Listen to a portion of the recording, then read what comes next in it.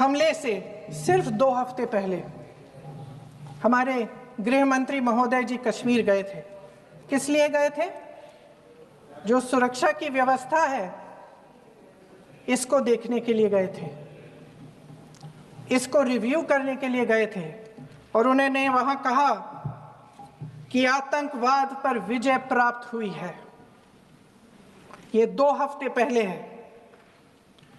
3 महीने बाद JNK के गवर्नर साहब एक आम इंटरव्यू में ऐसे ही चलते चलते कह देते हैं कि हाँ, बैसारन वैली में बहुत लापरवाही हुई और इसके लिए मैं जिम्मेदारी लेता हूँ।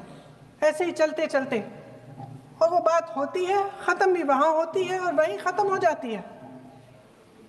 उनसे जिम्मेदारी ली भी नहीं जाती, कोई सवाल नहीं उठाता, कोई जवाब नहीं देता। अध्यक्ष महोदय, उस हमले की जिम्मेदारी एक आतंकवादी गुट जिसका नाम TRF है थोड़े दिनों बाद लेती है। कौन है ये TRF? 2019 में ये गुट बना। 2020 में इसने कश्मीर में आतंकवाद का काम शुरू कर दिया, और 2020 अप्रैल 2020 से लेकर 22 अप्रैल 2025 तक इन्होंने 25 आतंकवादी हमले किए। गृह मंत्री महोदय ने जब UPA सरकार के समय के आतंकवादी हमले गिने तो लगभग 25 गिनवाए थे अभी अपने भाषण में। इस गुट ने कश्मीर में 25 हमले 2020 और 2025 के अंदर एक पूरी लिस्ट है इन हमलों की। मेरे पास इतना समय नहीं है इसलिए मैं एक एक को नहीं पढ़ना चाहती, लेकिन मैं इतना कहूंगी कि इनमें रियासी का हमला भी था 2024 का, जिसमें 9 लोग मारे गए और 41 लोग घायल हुए। कुल मिलाकर 2020 से लेकर 22 अप्रैल 2025 तक TRF ने 41 सेना और सुरक्षा कर्मियों की हत्या की, 27 सिविलियन की हत्या की और 54 लोगों को घायल किया था। भारत सरकार ने TRF को आतंकवादी संगठन का दर्जा कब दिया? 2020 में दिया, 2021 में दिया, 2022 में दिया, 2023 में दिया। 3 साल बाद, 3 सालों के लिए ये आतंकवादी गतिविधियां कर रहे हैं, और आप इनको आतंकवादी संगठन तब कहते हैं 2023 में?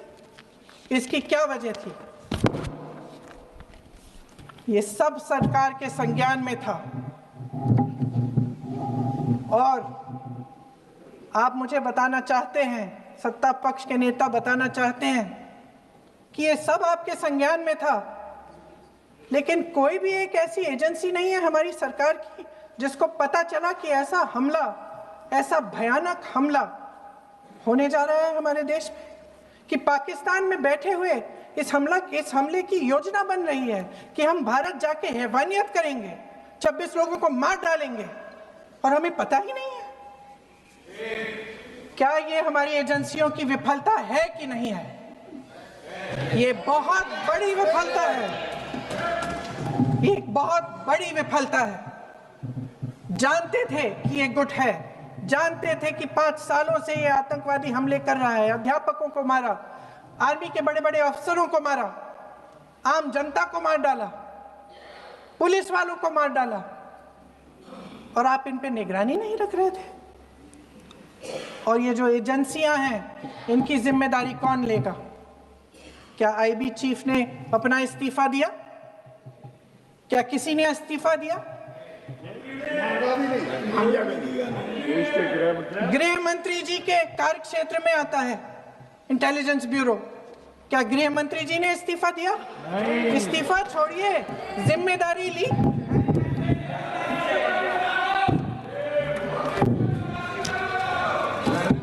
साहब देखिए, इतिहास की बात आप करिए, मैं वर्तमान की बात करना चाहती हूँ। आपको तो एक बहाना चाहिए, आपको तो एक बहाना चाहिए। पूरे परिवार का नाम गिनवा देते हैं। अरे अपनी जिम्मेदारी खुद लीजिए। 11 सालों के के लिए तो सत्ता में आप हैं। नेहरू को छोड़ नहीं रहा। कल माननीय गौरव गोगोई जी ने अपने भाषण में पूछा गृह मंत्री जी से, क्या आपकी जिम्मेदारी नहीं थी? मैं देख रही थी।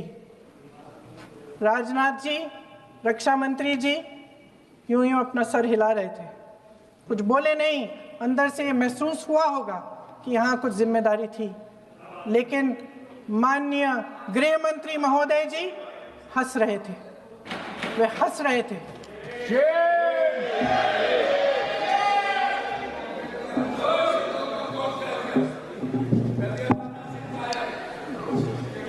अध्यक्ष महोदय, कल सत्ता पक्ष और आज भी सत्ता पक्ष के नेताओं ने 2008 के मुंबई के हमलों का जिक्र किया, बार बार कहा कि मनमोहन सिंह जी की सरकार ने कुछ नहीं किया। ये तो जानकारी होगी ना कि उसी समय जब वो आतंकवादी हमला चल रहा था तभी उन आतंकवादियों को मार डाला था, एक बचा था और उसको भी फांसी दे दी थी 2012 में। महाराष्ट्र के मुख्यमंत्री ने इस्तीफा दिया। देश के गृह मंत्री ने जिम्मेदारी लेकर इस्तीफा दिया। एक जवाबदेही थी पब्लिक के प्रति, एक जवाबदेही थी इस देश की जनता के प्रति, इस देश की धरती के प्रति।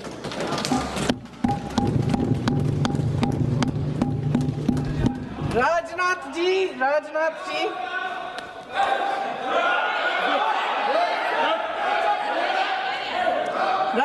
जी तो पुलवामा, उरी और पठानकोट के समय गृह मंत्री रहे थे।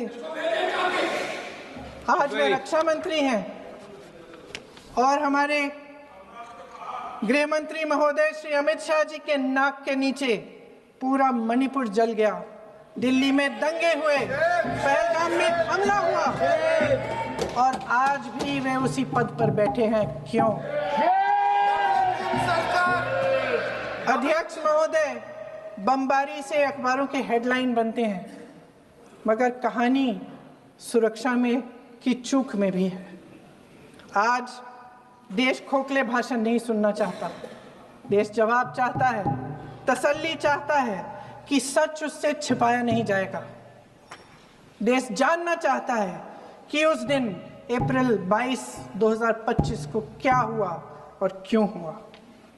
आप तो खुद अपनी पीठ थपथपाने में लगे रहते हैं। सेना, देश, संसद से सच छुपाते हैं। ऑपरेशन सिंदूर जब शुरू हुआ, हम सब ने समर्थन किया, सब एकजुट होकर खड़े हो गए इस देश के लिए। दोबारा होगा, दोबारा खड़े हो जाएंगे।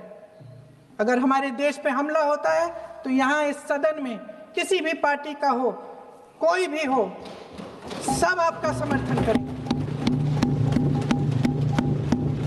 और हमें अपनी सेना पर गर्व है कि उन्होंने इस बार भी दृढ़ता से लड़ाई लड़ी, धैर्य से लड़ाई लड़ी, वीरता से लड़ाई लड़ी। लेकिन इस ऑपरेशन का सिंदूर का क्रेडिट, उसका श्रेय तो हमारे प्रधानमंत्री जी चाहते हैं। सही भी है, ठीक है, सही है, श्रेय ले। ओलंपिक्स में हमारा मेडल आता है, उसका भी श्रेय लेते हैं। लेकिन सिर्फ श्रेय लेने से नहीं होता नेतृत्व, जिम्मेदारी भी लेनी पड़ती है।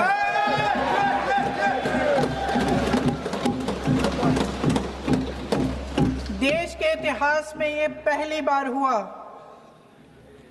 देश के इतिहास में ये पहली बार हुआ कि जंग होते होते ही रुक गई है जी।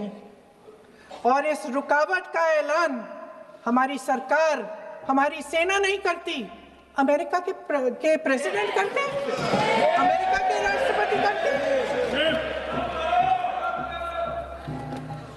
ये हमारे प्रधानमंत्री महोदय की गैर जिम्मेदारी का सबसे बड़ा प्रतीक है।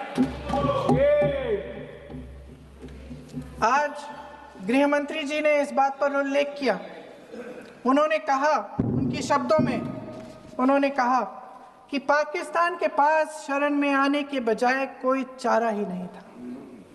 आपने शरण दिया क्यों? वो आते हैं आपके देश के अंदर, लोगों को मार डालते हैं और आप उनको शरण दे रहे हैं। क्यों दिया शरण? इसका जवाब क्यों नहीं दिया एक भी भाषण में? जैसे ये बात उठी, शरण की बात की, हमारे गृह मंत्री जी ने इतिहास में चले गए। नेहरू ने क्या किया, इंदिरा गांधी ने क्या किया, यहां तक कि मेरी मां के आंसुओं तक चले गए। लेकिन इस सवाल का जवाब नहीं दिया कि ये सीज फायर हुआ क्यों, ये जंग रुका क्यों, और तब क्यों रुका जब दुश्मन के पास कोई चारा नहीं था हमारे श्रेय में आने के बजाय। क्यों रुका ये जंग?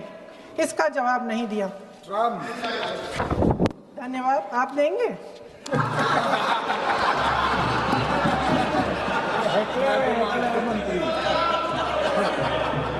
देना भाई देना, आपको टाइम मिलेगा तो। टाइम नहीं मिलेगा आपको शायद। वैसे महोदय, मेरी माँ की आंसू की बात किए, मैं इसका जवाब देना चाहती हूँ। मेरी माँ के आंसू तब गिरे जब उनके पति को आतंकवादियों ने शहीद किया, जब वे मात्र 44 साल की थी। और आज अगर मैं इस सदन में खड़ी हूं और उन 26 लोगों की बात कर रही हूं, मैं इसलिए कर रही हूं क्योंकि मैं उनका दर्द जानती हूं, महसूस करती हूं।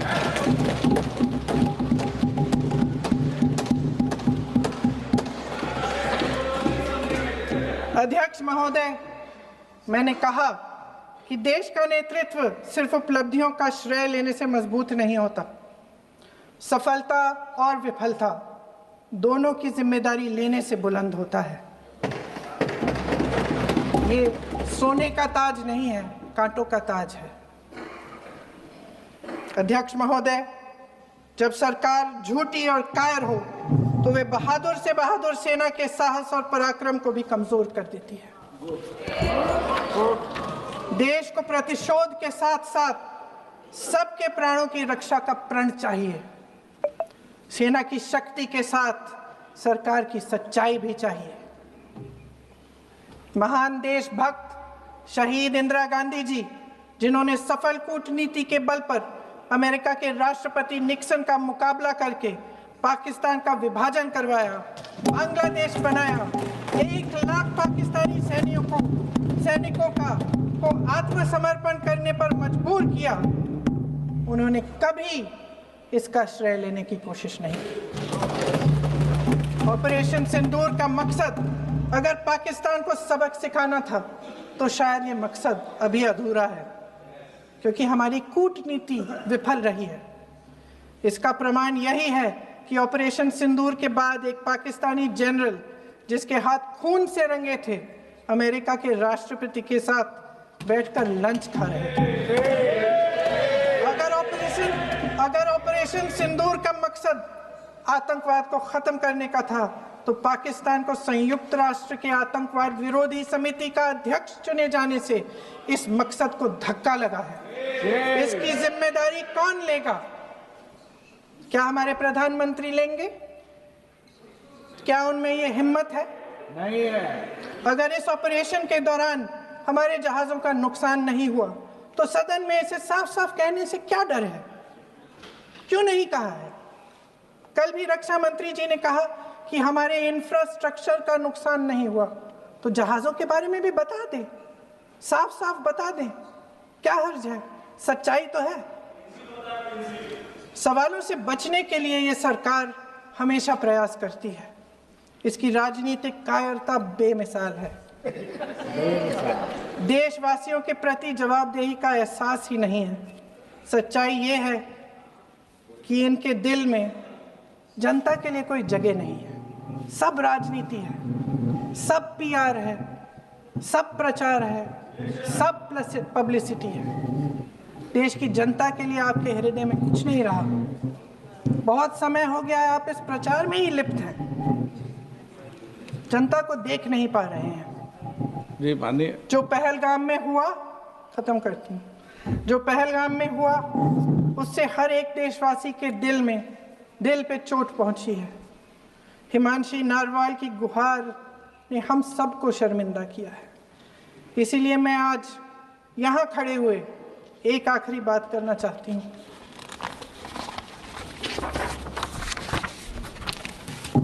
इस सदन में लगभग सभी के पास सुरक्षा है, सुरक्षा की व्यवस्था है। हम जहां भी जाते हैं हमारे साथ सुरक्षा कर्मी आते हैं। आपको भी मिल जाएगी, आप मंत्री बन जाएंगे, आपको भी मिल जाएगी। मैं मजाक की बात नहीं कर रही हूँ, थोड़ा सा धैर्य रखिए। उस दिन पहलगाम में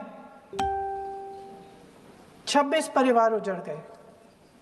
26 लोगों को अपने परिवार के सदस्य के सामने मारा गया। 26 बेटे, पति, पिता गुजर गए। उनमें से 25 भारतीय थे।